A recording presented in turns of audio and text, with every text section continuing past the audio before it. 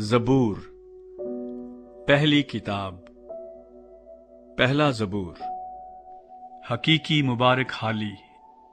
مبارک ہے وہ آدمی جو شریروں کی صلاح پر نہیں چلتا اور خطا کاروں کی راہ میں کھڑا نہیں ہوتا اور ٹھٹھا بازوں کی مجلس میں نہیں بیٹھتا، بلکہ خداوند کی شریعت میں اس کی خوشنودی ہے اور اسی کی شریعت پر دن رات اس کا دھیان رہتا ہے۔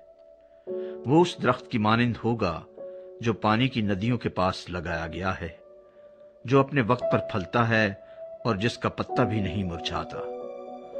سو جو کچھ وہ کرے بار بار ہوگا۔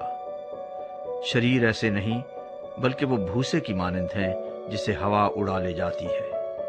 اس لیے شریر عدالت میں قائم نہ رہیں گے، نہ خطا کار صادقوں کی جماعت میں، کیونکہ خداوند صادقوں کی راہ جانتا ہے، پر شریروں کی راہ نابود ہو جائے گی۔